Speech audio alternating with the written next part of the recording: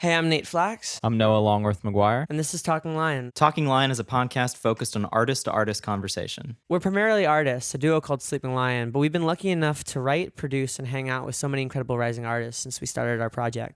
Whether it's at sessions or parties or over cups of coffee, we've talked with our creative friends about everything. Music, life, love, and all the subtle complexities that come with being in the middle of a journey. Talking Lion is about hitting record on these conversations and sharing them with you. There's no real structure, nothing really prepared, just friends talking about life and what it's been like and where it's going. We recorded this episode with our new friend Ariana and the Rose. We met Ariana the day we recorded this episode, but we've known her music since her collaboration with RKCB in 2017 on their song Love You Lately. We also attended her interactive show called Light in Space, but didn't wind up crossing paths that night. Some context for this interview. Ariana was visiting LA from New York to work on new songs. She recently released her EP, Constellations Phase 1, and has various projects in the works. Artistically driven with a communal spirit, Ariana dazzles both coasts with her feel-good pop songs and her interactive interstellar shows. So, Without further ado, I'm Ariana and the Rose, and this is Talking Lion.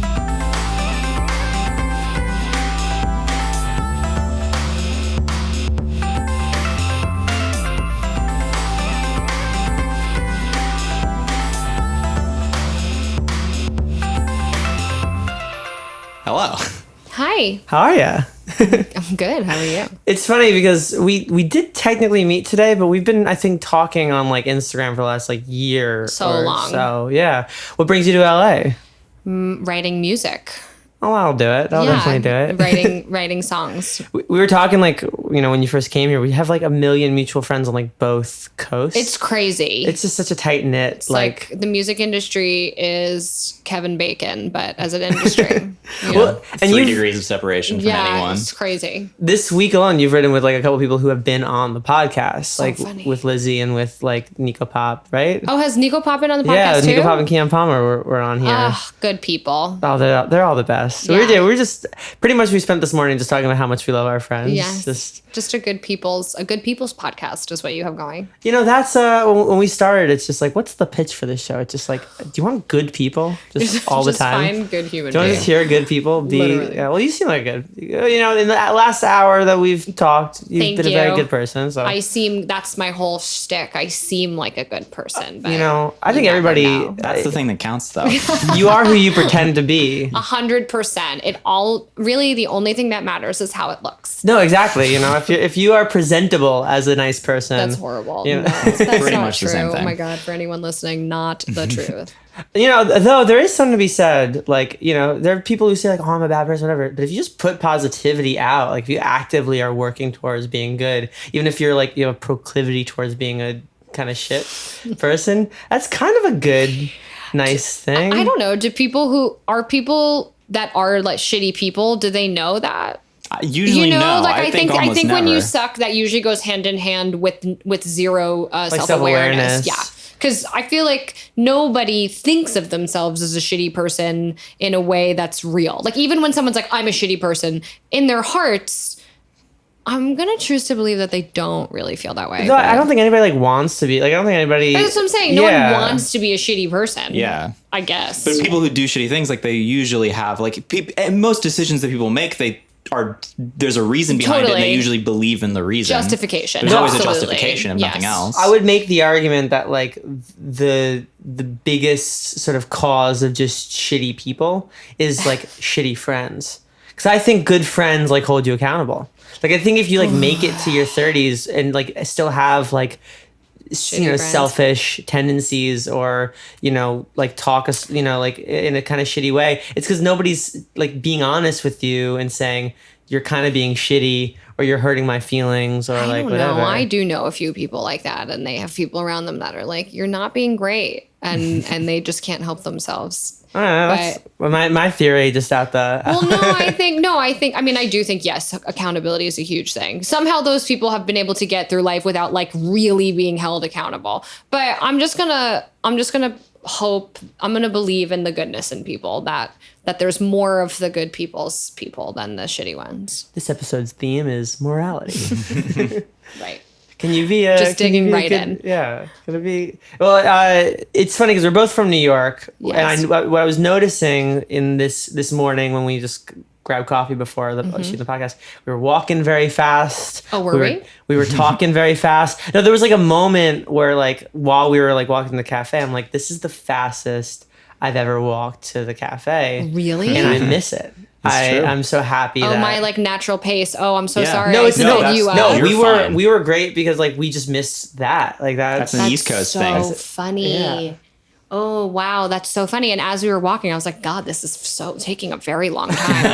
That's hilarious. Yeah. When we were talking fast too, we were just like going like I do talk yeah, very no, I mean, fast. Same. Like As I slow down while I talk. yeah, we take this episode's theme is take your time. It's good people and speaking slower. Yeah. I mean, I still live in New York. I live in Brooklyn. So my pace hasn't been like affected by LA.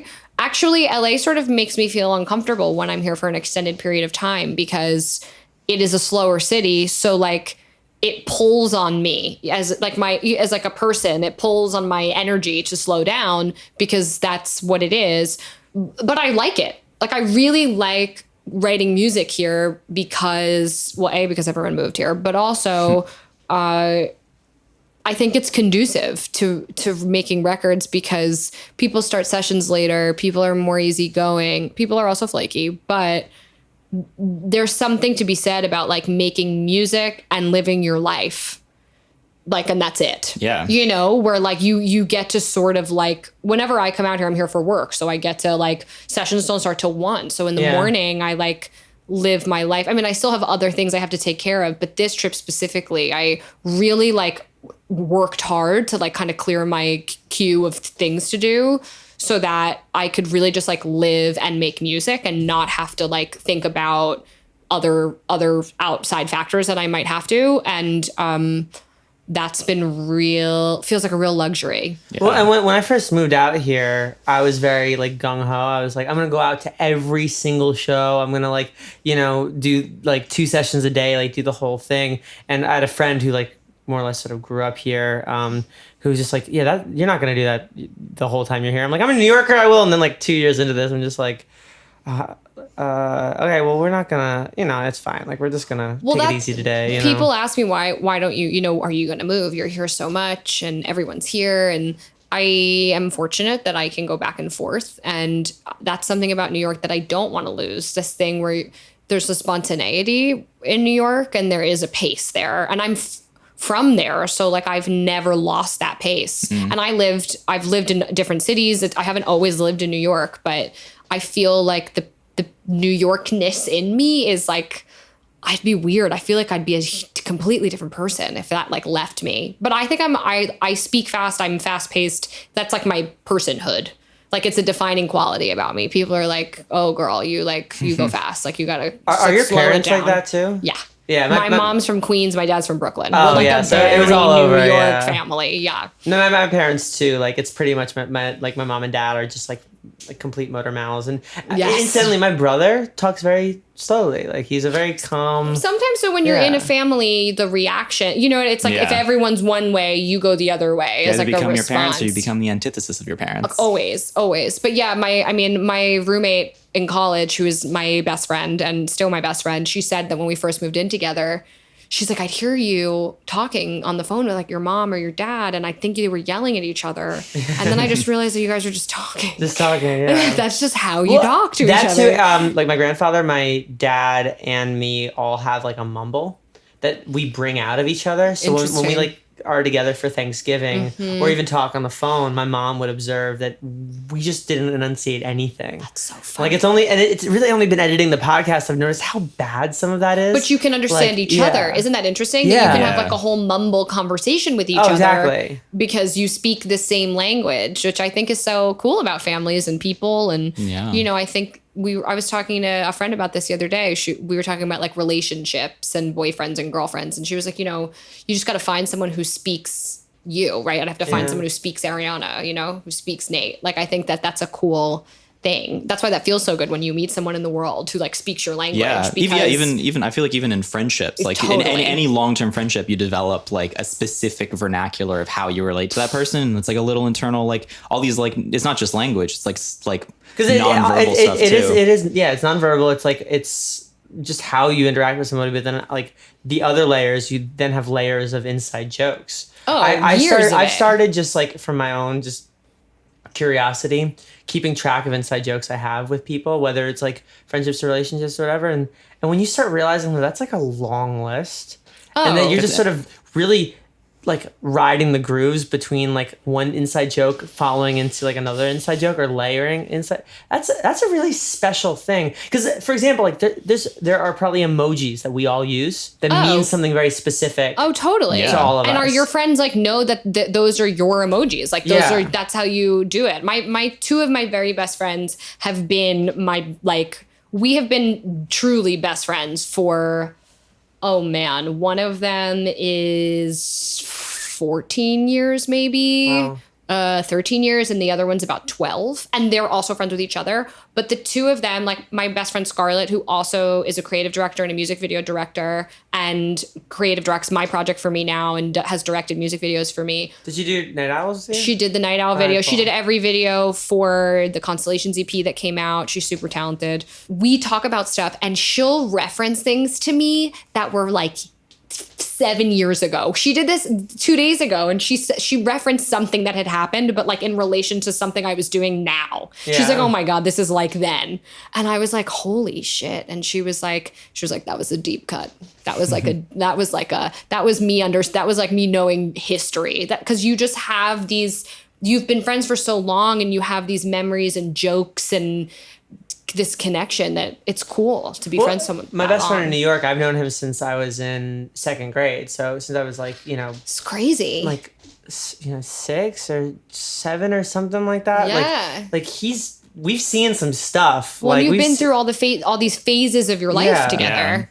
Yeah. And that's the thing, is that like, I almost always hesitate to call him, especially when I am going through like a thing, because he's like my brother at this point. Like he's like, if I call him, he's like, yeah, you've been through this version of that thing a million times. Like, and he's not just referencing like the last like screw up or the last breakup or whatever. He's referencing like when I was like 11 and did that like totally dumb thing in the playground or whatever. I recently went through a breakup, as we talked about, and as it was going on, I was like in New York. And I am touring from like March through August, beginning of August. And I was home like for the first time for over a month. Yeah. And I was doing all these things. I was going out and whatever. And she was like, "Oh yeah, you did." She was like referencing all these things I was doing. She's like, "You did this the last time. You were like really sad like this." And I was like, "When was that?" And she referenced a breakup that I had in like the first one I ever went through in college. Like some dude that like, I obviously remember him, but like hadn't thought about that in forever. And I was like, "Oh my God, you're right. I'm doing the same thing." And it's like 10 years ago or something. Those people scare the shit out of me, because like even like from them. Yeah, no, because that's the thing. Like even like Meg, who I've been really close friends with for 2 years. Like she said something yesterday to me, something about like how I like to chase drama because I like to feel something as opposed to just sort of like letting everything be good and like letting that water sort of lay still. I'm just like, fuck, like you got me pegged. I don't want you to have me pegged. You need those, like, but going back to what we said before, you need those friends for accountability. So you don't turn into a shitty person. Exactly. Brought that right back. Brought it right back. Today's theme is how to not that be a was like shitty a long person. form comedy Friendship. joke. Friendship. Yeah. Friendship. Theme of this podcast: morality and friendship. The friends you make along the way. Not about music at all, but still what you write songs about. Well, I mean, and the people who listen, The people who, oh my God, they just deal with all my bullshit. Poor people. I said this literally last night. I was with my friend who was Scarlett, and I said to her, I was like, I think if we had like opened a book and someone gave you like a preview of all my shit that you were gonna have to deal with if you like entered into our friendship, you wouldn't have done it. Like she would have been like, I pass. No. Poor Noah, whenever anything happens in my life at all, big or small, he has to hear about it 12 times. Well, you guys, because we're hanging out all the time, but somebody else comes into the room. It's not like Noah's going to leave the room. Same thing. So I'm telling them, the same story over and over when you guys again. make music together and Yeah. do the podcast together And and you got to work relive together. every life event through the writing sessions. It's a ride or die. So definition. Yeah. I think he's got a good like a good immunity to it at this point. Yeah. It's love. That's Yeah. what that is. It's Well, caring about someone. He gets to see different angles, you know, how, because it's not just about the story, it's about how you tell the story. I think they say, know? right, the saying is like, if you get one person in life that cares about you. You think about that, like you think about high school, right? You just need like one friend to get through it. Yeah. Just one person who gives a shit about your dumb stuff. And I think that's true of life. I think that it's if you just need one person who gets you, you're lucky. Yeah. And hey, if you get a little older, you know, maybe you're lucky and you even get like some family up in there You too. get a bunch know? of people. Yeah. I yeah. mean, God, I feel very lucky. That's something I definitely felt this year where I was like, oh, wow, you know what? I did something.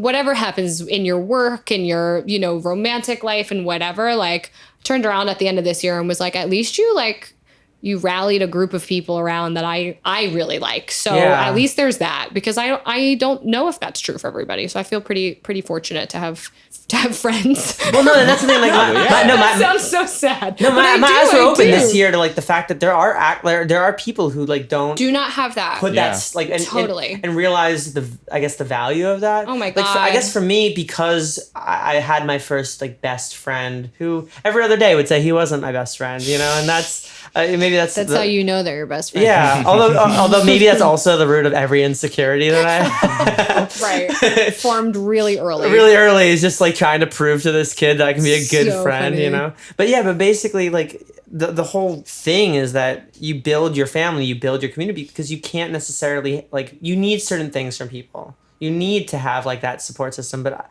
I think I knew really young that I needed that as like a person. I think that there are people who are like in their 20s, like, you know, even in their 30s, whatever, who are just now realizing that maybe they would have been better off if they didn't handle everything by themselves. You know, I know someone who is I think she's probably in her early 30s, and she's been through like a ton of stuff. And I have two friends that you know, they had worked together, and they had like a working relationship, and over the years they've just like become really, really good friends, and that subsequently has like opened up her friend group. And she talks about it all the time. She's like, my friendship with them, and then being able to like meet all these new people, has changed my own perception of myself. Yeah. Because she was only meeting people through work. And so when you feel like all of your friendships with people are transactional, that feels hard, because you like can't figure out like if people really like you for you.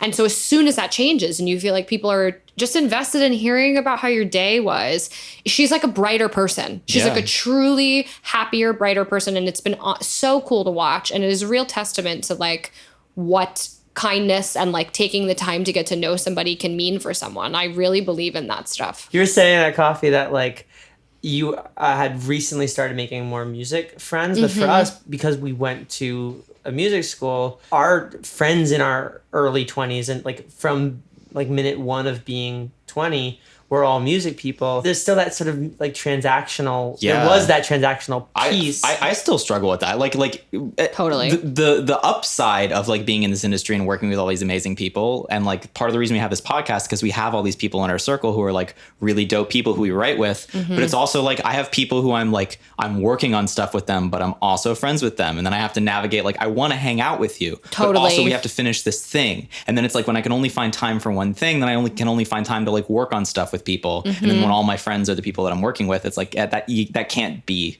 like, you can't just have your friends be your work friends. And that's like super true in music, as hard as it is to and like parse finding like the balance of that. I mean, I mean, we were talking, yeah, you're right. We were talking about it earlier. And especially for me, I really struggled with not having female friendships in music for like a really long time. I was friends really mainly because like a lot of producers are dudes, like period, end of story. Yeah. I was on a solo artist project by myself, and I have like really, really strong female friendships outside of work. Like I would consider myself like a girl's girl.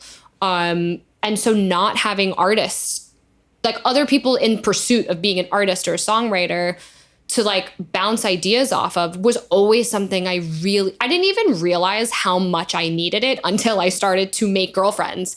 And it's been really cool I do the show Light in Space, which is this like hybrid party and concert and reaching out to DJs and other musicians and artists. And like, not everyone has even ended up playing the show, but that was really some of the first conversations I was having with people and reaching out to them just because I loved what they did.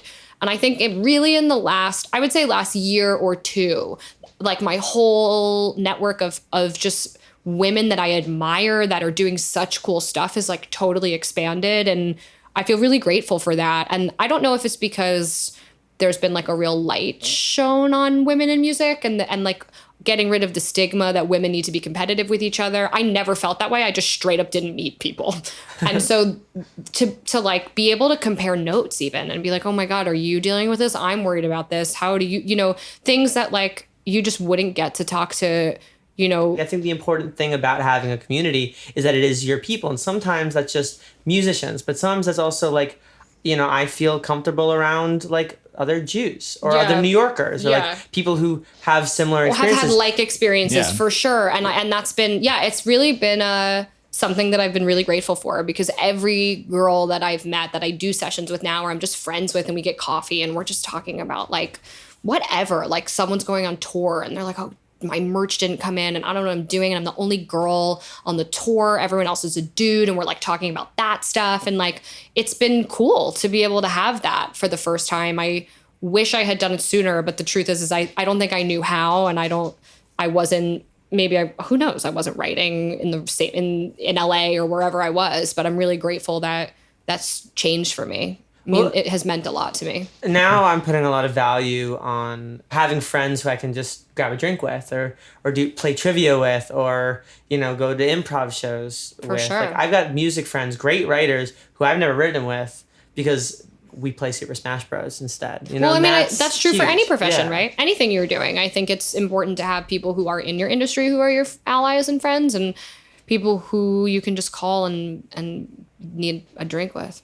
We were joking, but the theme of the show has turned to friendship. I'm very much here for it. That's a beautiful theme of a show. Yeah. So you grew up in New York. Grew up in New York. Were you doing like the open mics in the city? I have never done an open mic. Wow. How crazy is that? Wait, so you never did like the Sidewalk Cafe or any of that stuff? I did. No, the first show I ever played was a venue called The Living Room, which no longer exists. It was with 3 guys, one of which I went to NYU.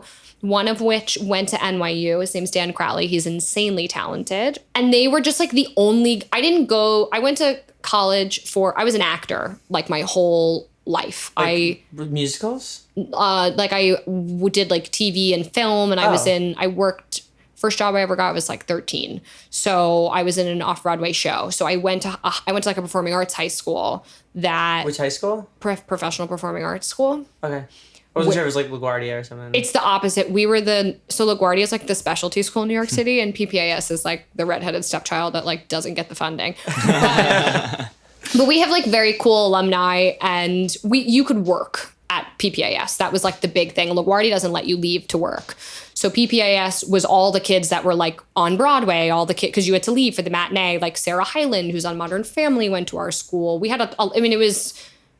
they love to like talk about how like Alicia Keys went there and like Britney Spears went there, but I went there too. And basically I was acting my whole life and I thought I was going to be an actor, and I went to NYU for acting. I went to Tisch and like wrote songs in my bedroom because it was like a secret. And I wanted to be Ingrid Michaelson, who I don't know if you know who she is, but she's... I think we both also wanted to be Ingrid Michaelson. Who doesn't want to be Ingrid Michaelson? Oh my God. All I wanted to do was write like quirky songs on my piano. And then like quickly I did musical theater, but like my voice was like not right for musical theater, but like I didn't realize that I could like write my own songs. And so, I sort of figured out later that I didn't want to act. I didn't want to do any music stuff. I mean, I didn't want to do any musical theater stuff. And then like started ending up in like random writing sessions somehow. I mean, I think I must have gone and talked to people about it. Otherwise, it's almost like I don't even remember how I got there. But the first sessions I did were like in Brooklyn for this rap producer named Illmind, who's an unbelievable producer and was working with Talib Kweli at the time and some like crazy people. And those were the first writing sessions I ever did. And I just like never did the like open mic, these are songs I wrote, because I was terrified to sing my own songs for people. So I was like, I felt way more comfortable writing for someone else. like immediately, and then only wrote for myself like in the back, and then figured out kind of soon after that though that I wanted an artist project. Did you ever show him your songs? No, not him. First songs I ever wrote for myself. I think I had maybe a good year or two of writing some like shitty songs with random people before I got it together and moved to London, and that was where I like figured out how to write. That was like where I really started to like what Ariana and the Roses and the sound that it is now. Really, I didn't start until I moved to London. What prompted the move to London? Someone I worked with. I think in the back of my head, I always thought I should move there. I always thought I needed to go there because I felt like they made the kind of music that I wanted to make. And I spent like a very long time wishing I was like cooler than I was. That was like a big part of my artist journey, was getting to feel like comfortable with like whatever level of coolness I was, which is so stupid. But I think everyone feels like that to some degree. And I kept feeling like every song I made was not as cool as I was, which is strange. And I just felt like it was never quite right. Like I was like, oh, I have like more attitude than this, or I have more to say than that, or I want more me. Like I never quite got it right. And then someone I was working with or that I had met was like, I think you should go to London.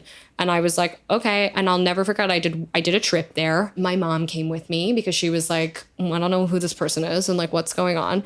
And I had like a ton of meetings and did a couple writing sessions, and I started to go back and forth and fell into a really amazing group of songwriters. I just got lucky and met some really amazing people, and that was the first time that I really started to be an artist. Would you say that it's got that same kind of community now, or has it shifted like New York has and whatever towards? No, London has an enormous songwriting community. It's crazy. It's its own world unto itself, similar to LA. I think the London songwriting scene is actually extended because you have people from Sweden and Norway and Denmark. So that's like a whole thing. And like a lot of the K-pop songs are written in the UK. Like there's a whole like extended thing. So I have friends that are songwriters that like pay their rent because they're getting cuts for artists that are based in Europe or somewhere else.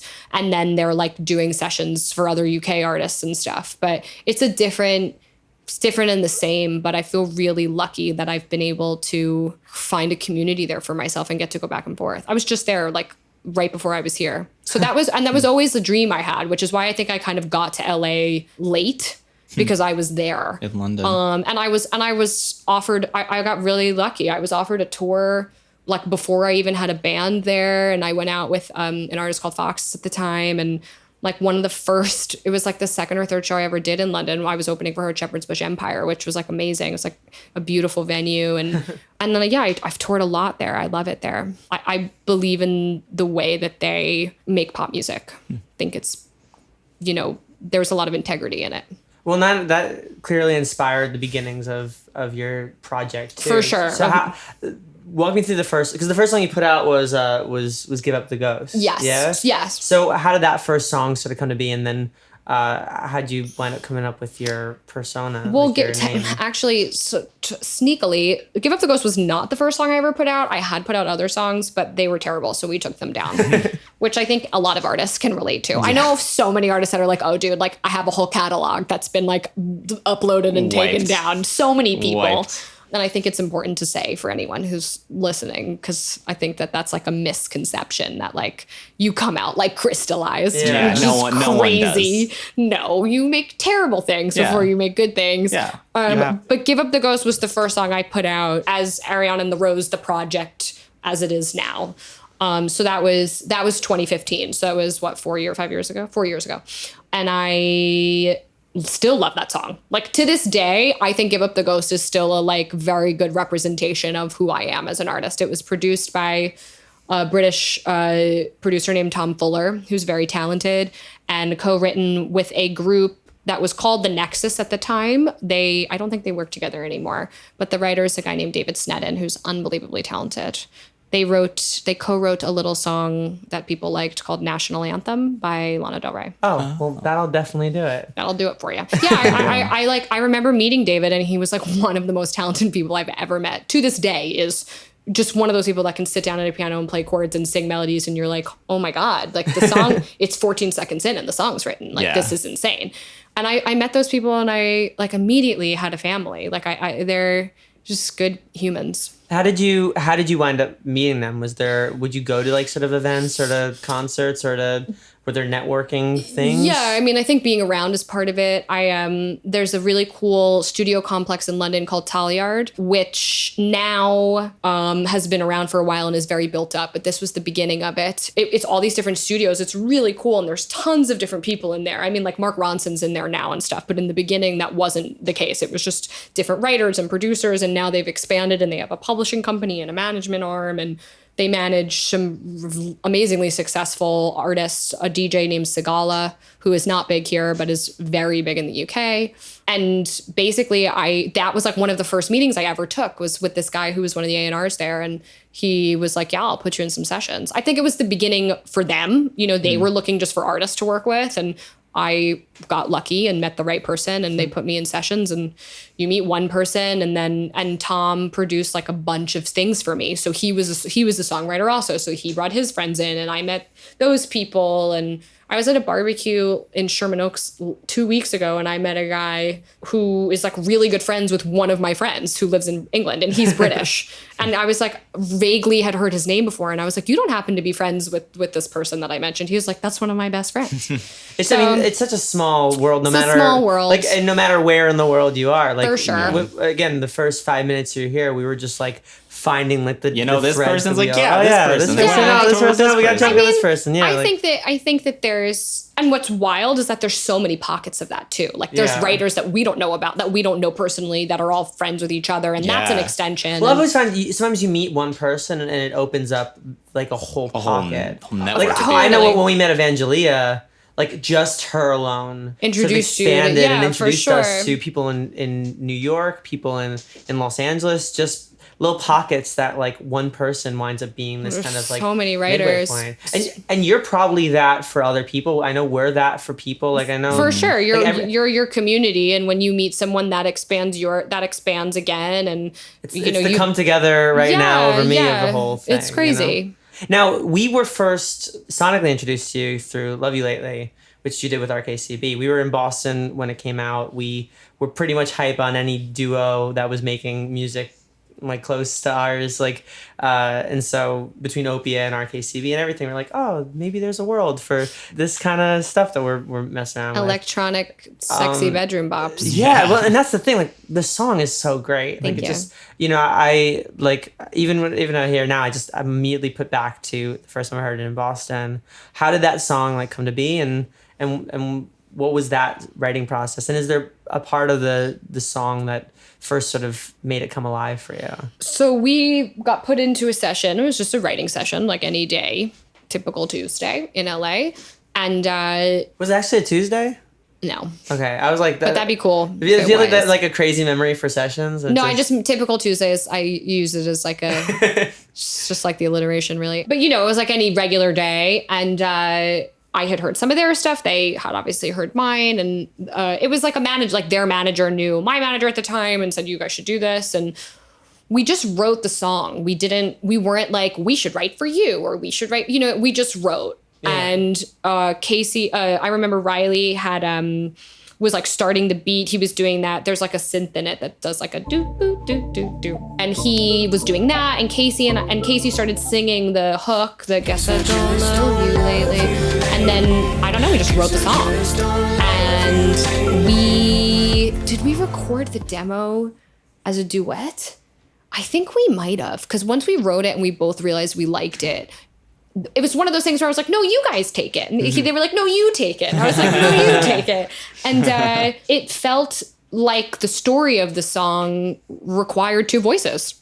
It just felt like that. Like it was a more impactful. So well too on it. Like our styles and I think Casey and I's voices definitely go well together, and they're both so talented. But that just, it felt like in service of the story of the song, like for an audience, for a listener, like the female and male perspective was more interesting than just one or the other. And I was coming out of a serious breakup at the time. And it was one of those songs where it's like you write the song and you don't even realize. I wasn't sitting there like writing about my life, but in hindsight, I absolutely was. But in the moment, I didn't feel that way. In the moment, we were just writing. I'm messing around with a concept, and then Right, later on you totally. hear it and you're like, oh, For shit. sure. I mean, Yeah. and Casey's obviously very, very happily booed up. So like it was just us writing about something that I think everyone's experienced, whether you're like going through it in that exact moment or not. I can feel you watch me in the morning.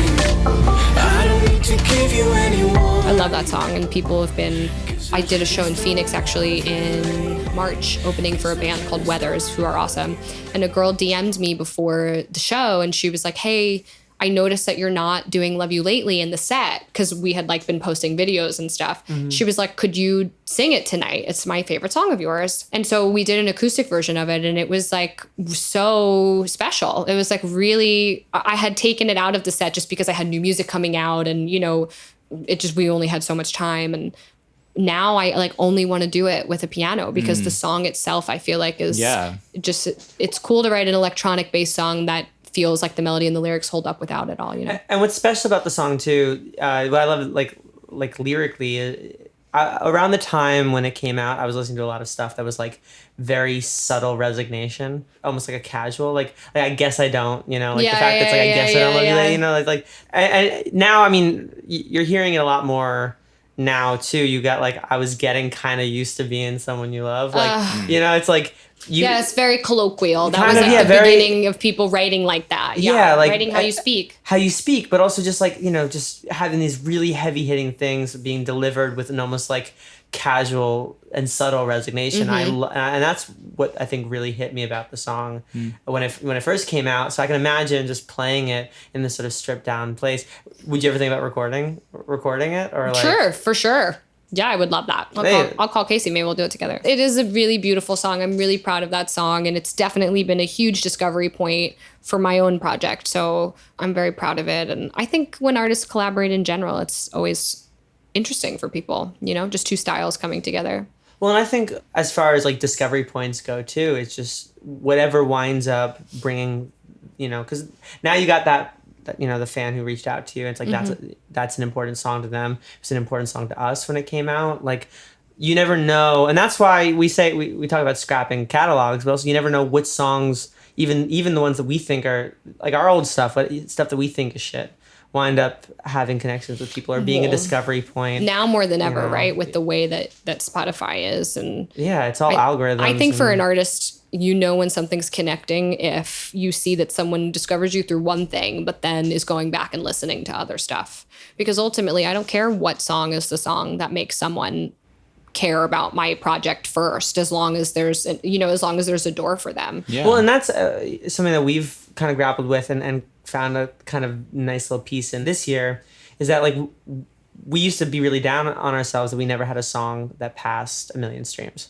But if you look on our page, you have almost the same amount of streams on everything, which means that people are coming, caring about all of it, and like listening and forming their own connections with different things. I don't know if any of that, what's better, to have one song that has 15 million streams and then the rest of your songs have, 60,000, 100,000 streams, or to have 10 songs that each have 100,000 streams and everyone, you know what I mean? And your fan base is a real fan base. That was a huge thing putting out the Constellations EP I just put out.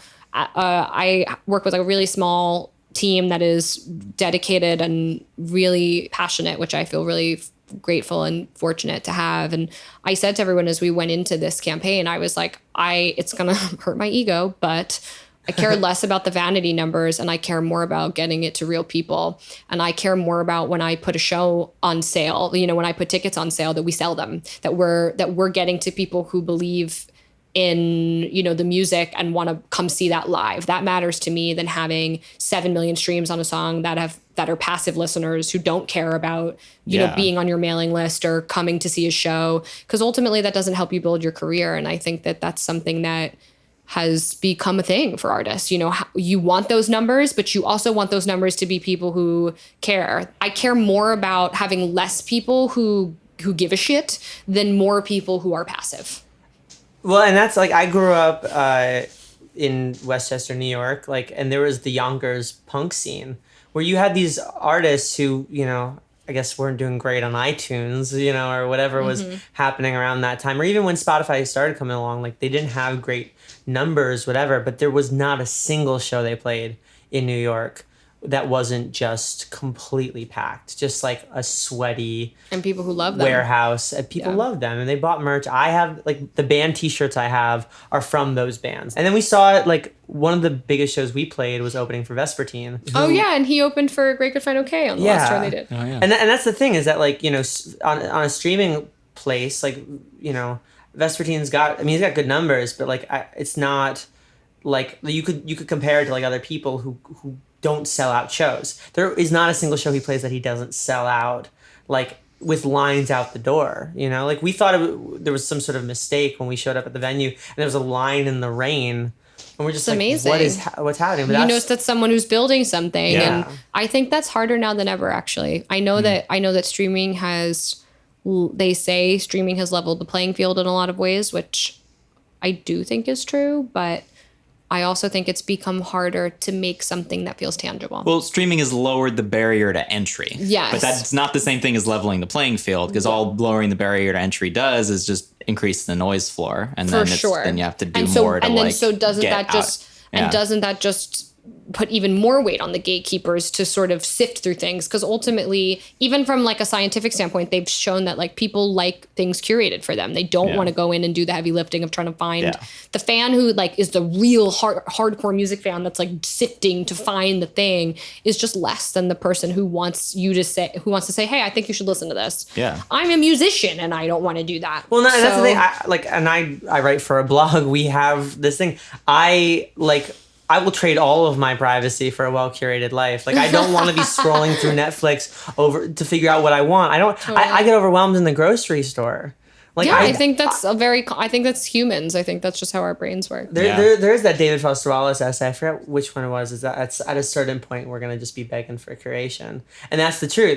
But what's nice is that there is opportunity in that. Is that if, now we've got these robots that are more or less saying we have crunched math to figure out what we are like 90% sure you're gonna like, then we can make stuff in our taste and our whatever. Like, we know what we like, we know what is being appealed to us by those algorithms, and we know how to put that out through who we're working with and also what we're making. So there is opportunity in it, and every time a new kind of algorithmic playlist comes out, like the Rewind that just came out, or like the radios or the Discover Weeklies.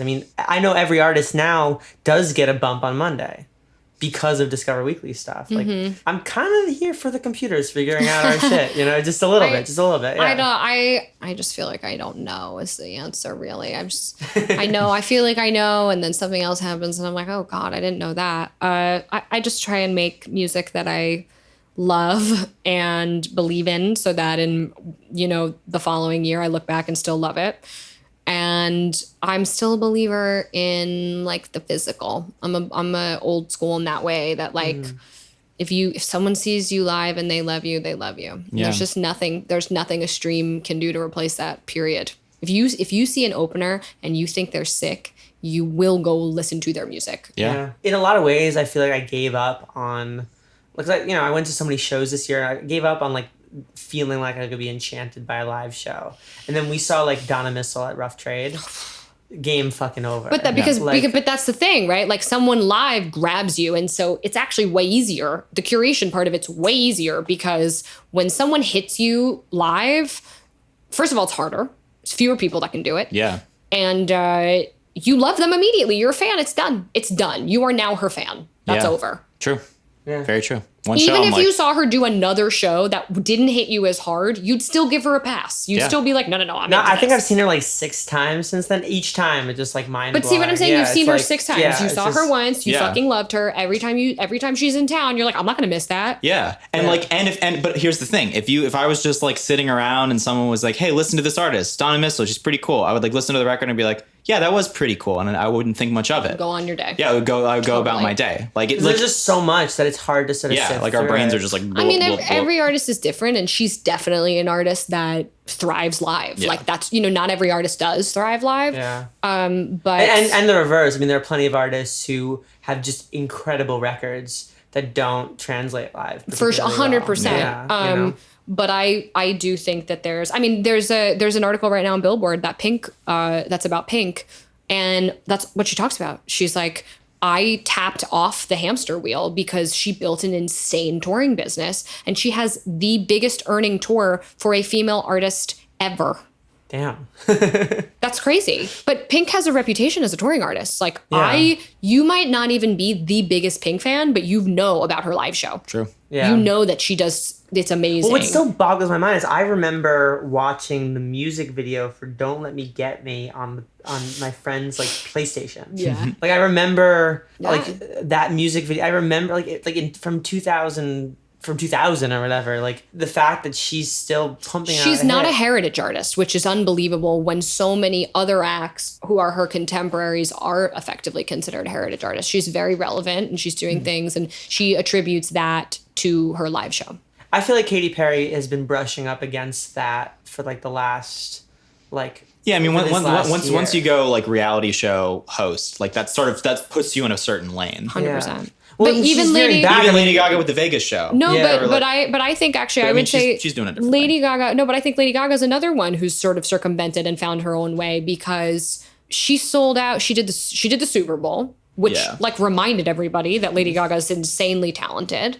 Lady Gaga live she's incredible. Yeah. And whether you like her music or not, she's like an undeniable live performer. That was the thing that did it for me. Like I was like right around the time like Bad Romance, like she was like the peak Lady Gaga. I was like one of those like bratty teenagers who was like, pop music, but specifically like she's too weird. And then I saw her play like Born This Way on a piano at a free concert, and I was like, holy crap! Like Yeah. she's so good, So and talented. that's never not going to leave my brain. Right. And so there's a respect that comes with that. And she, art pop was tough. People didn't love that. And, everyone had sort of written her off. And she did the Super Bowl. And then she immediately announced an arena tour and did a few stadiums.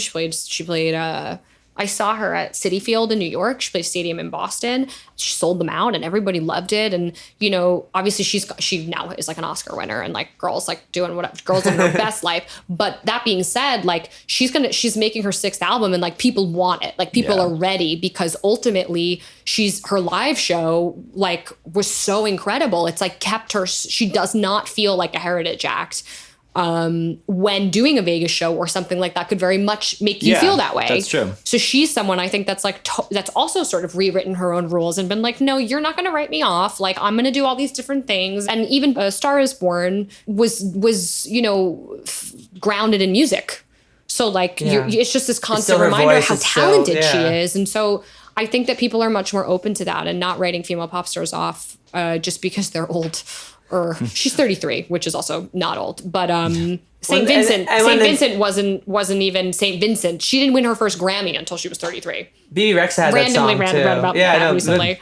BB Rexa just had that song too. Right, Like, thank God, right? Because she said some A&R said that she was too old, which also is fucking crazy. talking about artists like staying relevant, like in the massive pop sphere, just like suddenly made me think about like we all more or less started around the same time, like in 2015. For sure. And obviously we aren't playing arenas. Like obviously we are still very much trying to like break the career. I know that a lot of artists, like we've had to sort of reinvent and grow publicly and very much in real time. And I think there is also those struggles of staying relevant and growing a fan base that you have even when it's on that small space.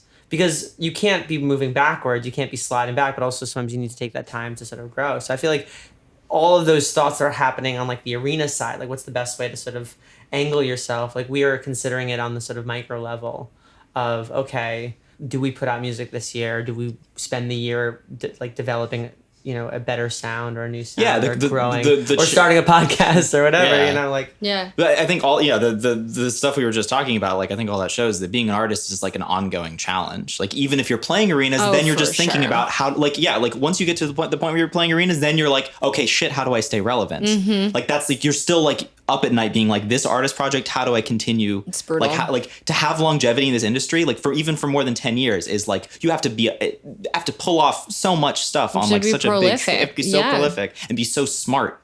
Like you have to do it intentionally. Totally. Yeah. I don't think that there's any formula. I don't think that there's any one way it works, which is why no one has the answers. Yeah. So you were sort of sonically reintroduced to us through Night Owl. Tell me about making that song and also the music video. Like there's a lot of behind the scenes stuff there, but it's a very involved thing, costume changes and choreography and. Yeah. It's one of my favorite videos. I was just talking to one of my very good friends, Shanae Lyon-Decker, is my stylist. And that was the first video she and Scarlett, my creative director, and I did together.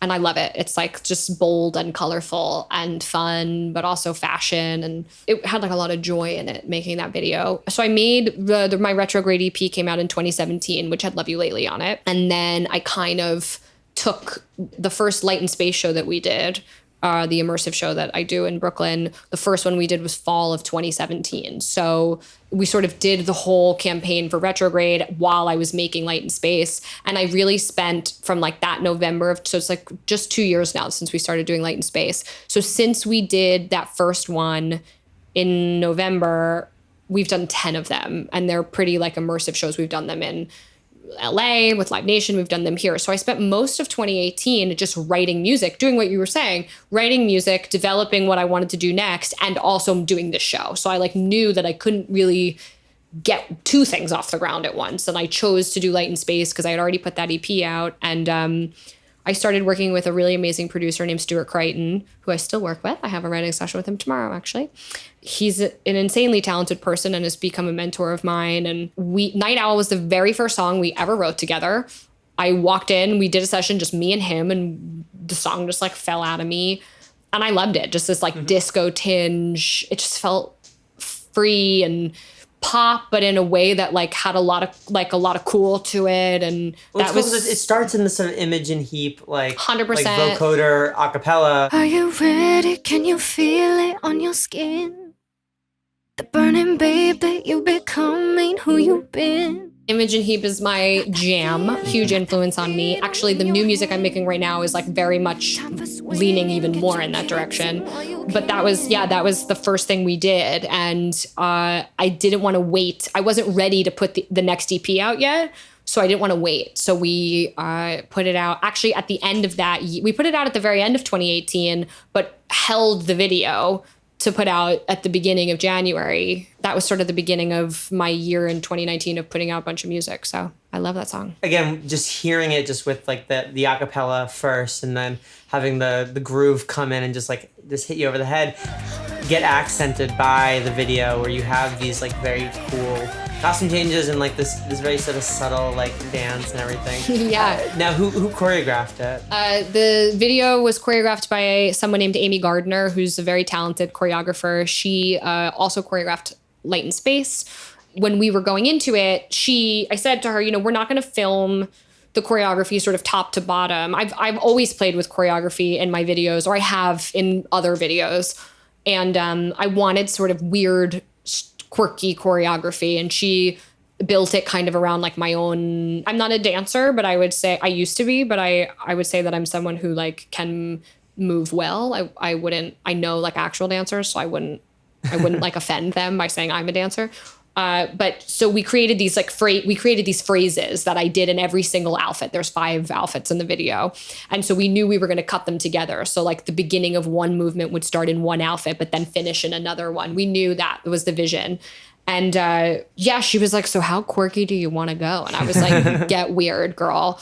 And the choreography is ripped apart in the comments section on YouTube. It is hilarious. Really? Oh my God, it's so funny. I love it. People are like, I love this song. This video is amazing. This choreography sucks. This is so weird. No. I don't know why she's dancing so weird. And then there's like people who reply being like, that's the point. Like, this is what it is. Like, it's so funny. I love it. I actually love it. Well, the internet's gonna be the internet. Yeah. It's gonna be. The No, internet. it's great Yeah. because it means that there's like real people that are like really engaging and with the video. They're engaging with it. Like I think that it's way better to have someone be like, "Oh, I hated that. That was so weird," than to present something with someone and have them be like, Or have not, no not comment, reaction. not comment. Yeah, no at all. comment Yeah. is- Well, and is it's and it, with honestly- I mean, at least people aren't like, I hate this song, right? They're like, Right. this is amazing. I love this song. I love this video. Choreo is strange.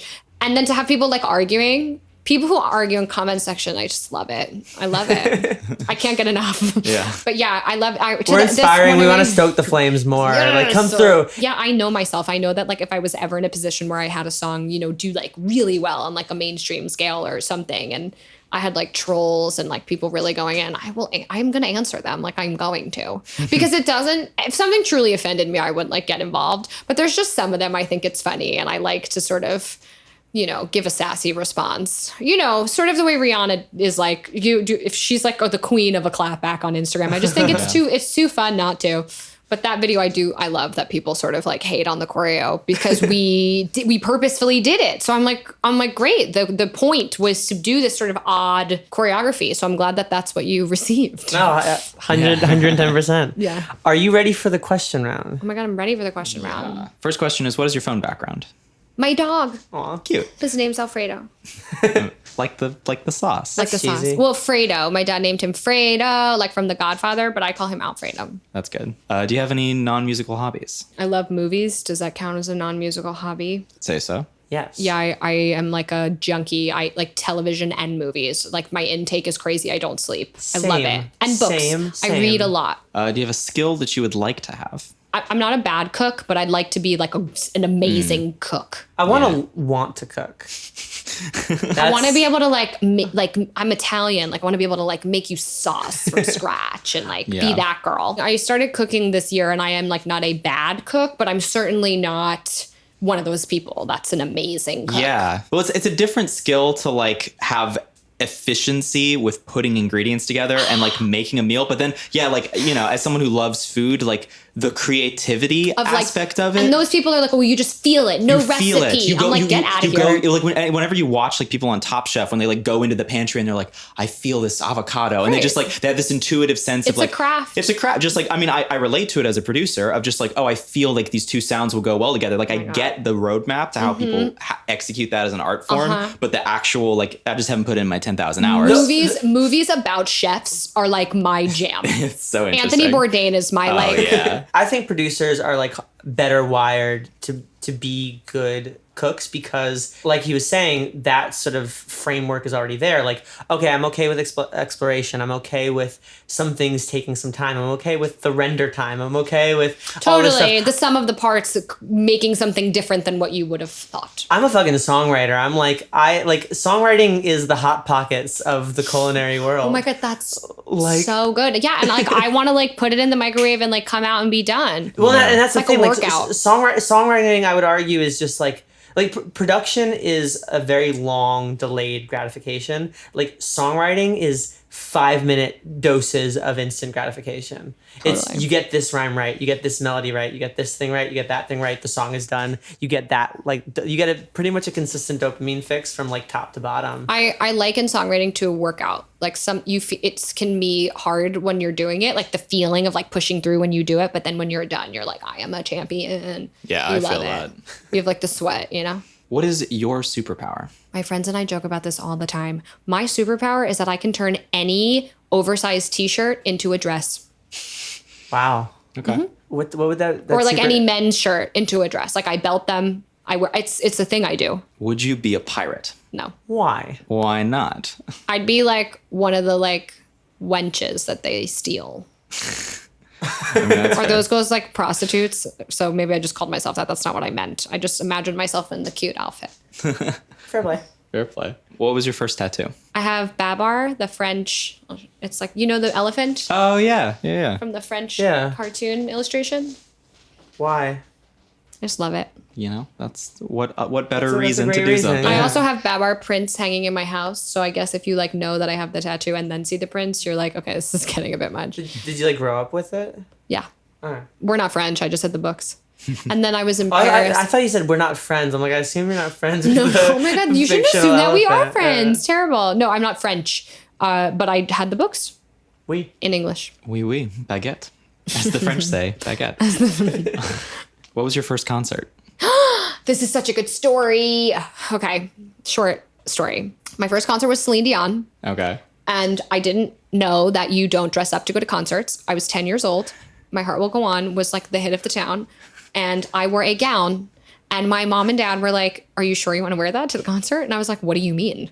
Of course I'm going to wear this to the concert. It's Celine Dion. And it was like a long purple velvet gown with lime green piping. Oh my God. And my mom and dad were like, okay, because I was clearly the kind of child that like you couldn't tell.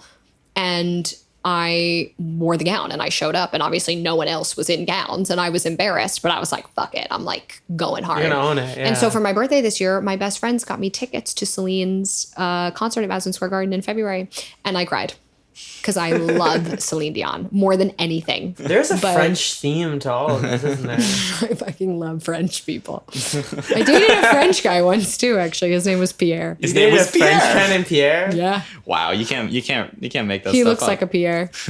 He had a coif.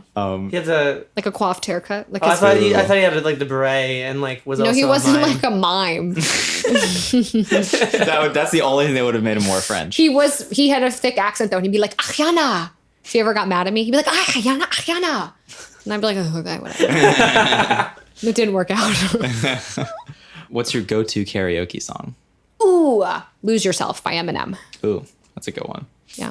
What is your favorite movie, favorite book, and favorite TV show, respectively? It's not actually my favorite movie, but when I was younger, I decided that I needed a favorite movie. And so I decided that One Fine Day, the romantic comedy with Michelle Pfeiffer and George Clooney, which was like old at the time, was going to be my favorite movie. I haven't seen it since, but anytime someone asks me what my favorite movie is, it comes in my head because I decided.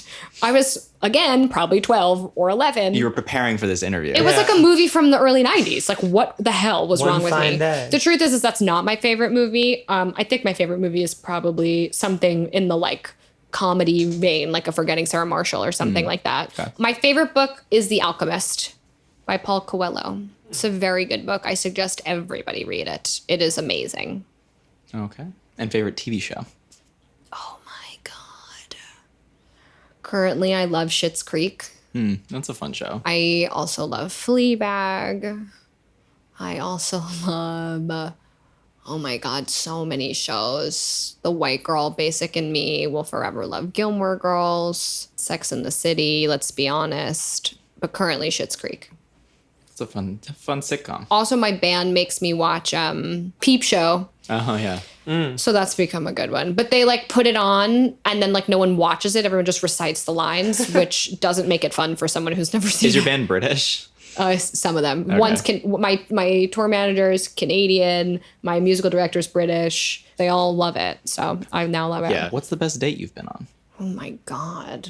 Or just a nice date? I think in general, the best dates are dates that Happened in Paris. didn't actually didn't meet that guy in Paris. But the best dates I think are dates that aren't meant to be dates, you know, that you just sort of like meet someone and then you kind of end up on something that's a date. I don't know if this is the best date I've ever been on, but I had an experience with someone where I met them at a show. They weren't like a person, like they weren't like a fan. It was like someone who was there. I was at a festival and we just like hit it off. And it was one of those things where before you know it, you've just been talking to this person for like an extended period of time. And he was really interesting. And it like didn't dawn on me that he was handsome until I like already thought he was interesting. And then I like sort of realized I was like, oh my God, he's actually really cute too. You should like maybe like try a little bit. And we exchanged numbers. And then he texted me and was like, would you want to get a drink? And so we went, or we want to get dinner, and we got dinner. And we closed the restaurant down. And then we went to a bar and we closed the bar down. And it was like that. And it was just one of those things where you just, I think there's few times in life where you meet someone and you like have an instantaneous connection.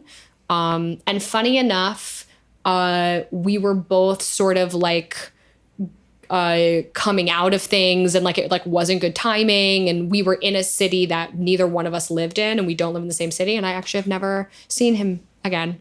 Isn't that crazy? Yeah. Have you ever thought about reaching out again? Oh, we are in touch, but Not really. I don't know. A part of me is almost like, Why if ruin we it? saw each other again, would we ruin it? Yeah. But it is one of those nights where I like, if that is like a real thing, like, damn, you know, you ever have those where you walk away and you're like, oh, wow. Yeah. I don't know. I don't know if those things are built to last. Yeah. I'd like to think that they are, but I don't know. I'll keep you posted if anything happens. Who knows? I think the answer is who knows. But Yeah. I think But that was a good one. That was one Yeah. where I called a friend of mine the next day and was like, shit, I haven't felt something like that in a long time. Whenever I think I like get it, like whenever I think that like a story like plot in my life makes sense, or like there's like a thread that it just never. No, you you know. always make like a hard left turn. But yeah, I do think he is truly one of the most interesting people I've met. I was like, you're like I don't know. You just could. I felt like I could just talk to him forever. Maybe that's the appeal of shows like How I Met Your Mother, though. You know, that you can have all of these like interesting sort of plot points and figure out like how they sort of Yeah. intersect or whatever. Because that's the thing. There's no such thing as like an ending story. I mean, unless somebody, you know, like you really are just like done with somebody. If somebody's there, they're there. You know. Well, and, like, I guess that would be a person that like has a question mark, but I don't think about it. Like I don't dwell on it. But if you mention a date, it's like the first thing I think of. And at the end of it, or like halfway through it, I was like, I think we're on a date. Which was, you know, I think those are the best. And I'm 100% projecting at the moment. So yeah, I'm. Hey man, feel- yeah. maybe my life will be a fairy tale. We'll end up together. You never know. Yeah, you truly never know. Just all the witty banter for the rest of our life. But I think it's also, I think there is something to be said for like the misconnection or the Right, incomplete the sliding story. doors, and we never the saw sliding each other doors. Like, again, I for think sure. that's like kind of important to the development of understanding love, of like understanding that, like, you know what I mean? Like, Yeah. like that you could fall in love with someone, but that doesn't have to be your soulmate. Like you could just like, you could have a connection with someone and like, you know what I mean? Like, I'm a big believer in that. I don't want to get all the way off topic, but I'm a big believer in, there's some, I think it's Rupi Kaur, who is an amazing poet, and she sort of says like, when you fall in love with someone, let it be what it is, whether it's for a minute, a day, 10 years, that it doesn't matter, that you just allow it to be what it is, and that they can be your soulmate, and it can be real love, and it can be all of those things, and that when it's meant to teach you what it's meant to teach you, and then when you've learned that and when you've gotten what you're meant to get from it, you let it go. And that could be a lifetime. It's worth that, you know, you hope that you find someone like that, and sometimes it's not. Even like if you're sad when something doesn't work out, or like when something ends, or there's a question mark because the timing's not right or whatever, like at least I get some comfort in remembering that there was a time when I wondered if we would ever see each other ever, or I get some comfort in thinking that there was a time when I didn't know that this person even existed. For and sure. now I know like little pieces of trivia or inside jokes or, you know, things that you kind of earn. it's like the How I Met Your Mother thing. Like the where it's like when you're in a relationship with someone, like you build up all this knowledge and the knowledge doesn't go anywhere. But then like when Barney's trying to court Robin, he teaches a university course on like how to be in a relationship with this specific person. Cause he's like, I learned all these things about this specific person. That's so funny. And then he like actually uses it. And then he like, Well, yeah. Well, I don't know, because you take those things with you. I don't believe in that. I think that if you really listen, not every relationship is like the love thing. Not every relationship is this deep connection, but I'd like to believe that the real ones that you really did fall in love and it didn't work out, it's not like the love disappears. You know, if you had respect for that person and for what you shared, you take it with you. I think it shapes and life, who you life are. is long, you know? But 100%. Yeah. And like all of those things are add on to like your, you know, your patches and your things that make you a person. And I have had terrible experiences in relationships, and I've had amazing experiences in relationships. And I feel like I can't try and black out the things that were hard or bad, because ultimately I wouldn't be me literally right now if I hadn't experienced those things. So I try and, at least where I'm at in my life now, I just try and take it all and it gets mixed up together, because that's life. You can't change that. Gotta just grow up and grow and move with it, yeah? I think no matter what, a year from now, you'll be whistling a different tune. And on that note, can you whistle? Oh my God, yes, I can. Oh, I like the segue. Because I was gonna do a callback joke and be like, and it's like the French always say, baguette. That's pretty good. That was I my can segue. whistle. You're gonna ask me to whistle? Sure. Yeah, What do I whistle? Do either Night Owl or Love You Lately. Oh my God, but that's do it- hard.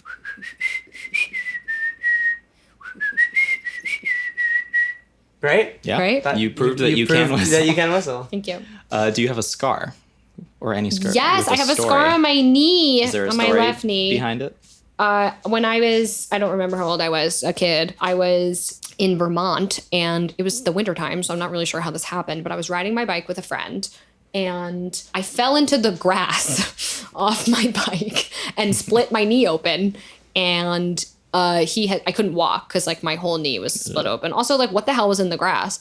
And my friend carried me, like scooped me up and carried me. He later went into the Navy, so I feel like his heroic tendencies were like in him from a young age. And he like carried me across the snow because it was winter in Vermont and my like blood was dripping on the snow.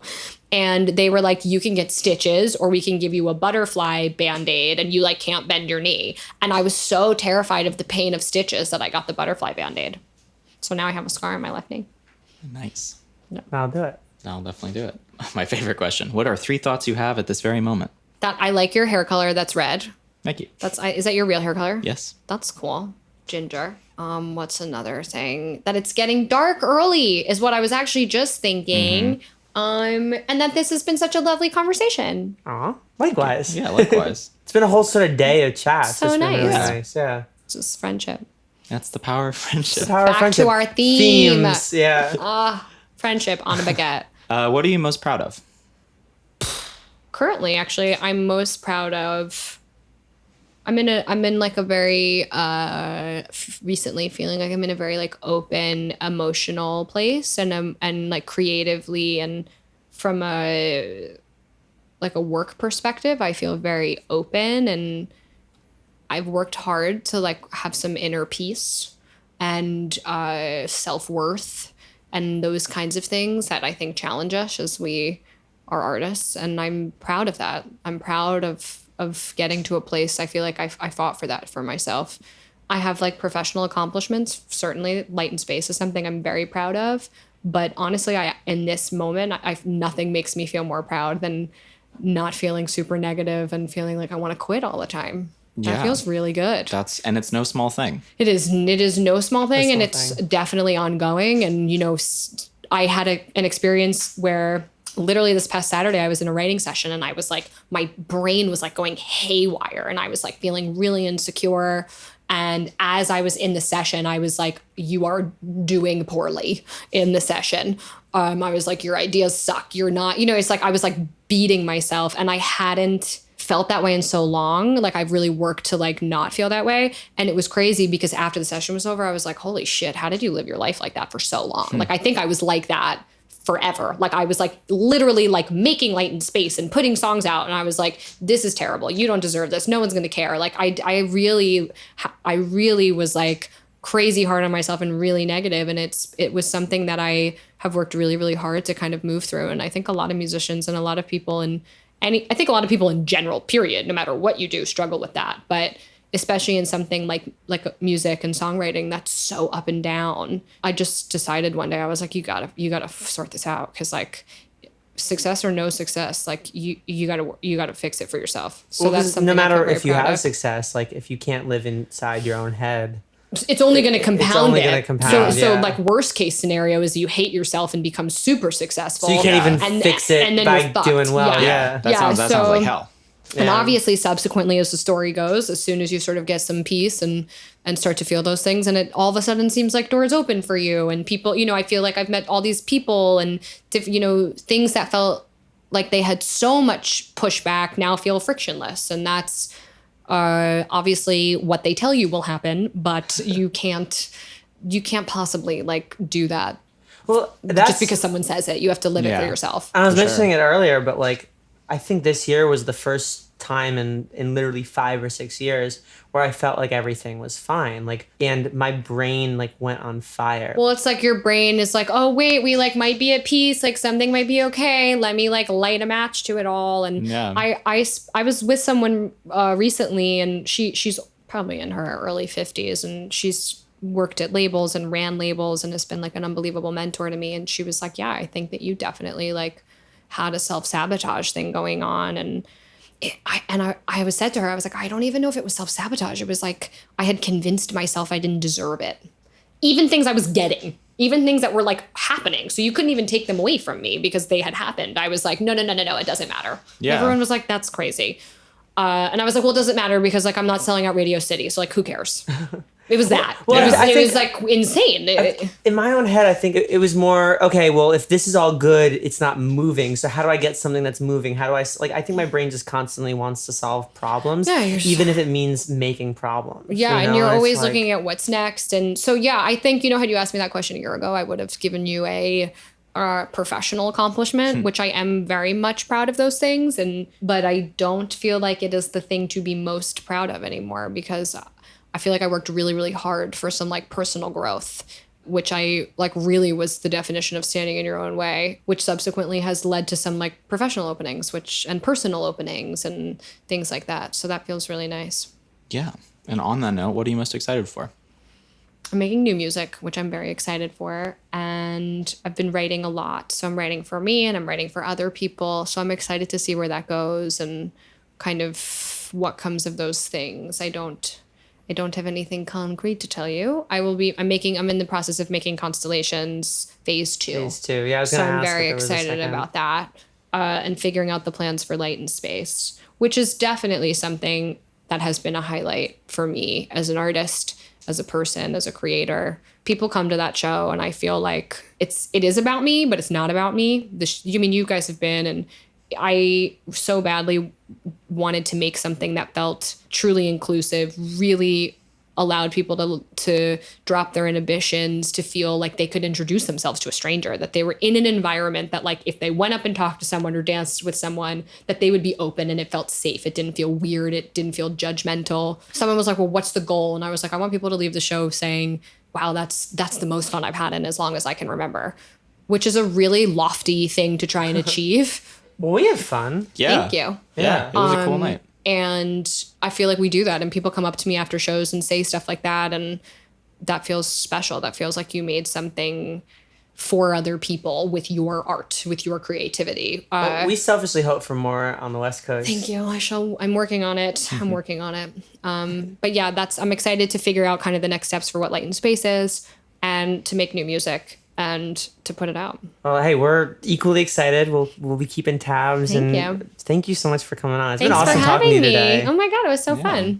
Don't it feel good?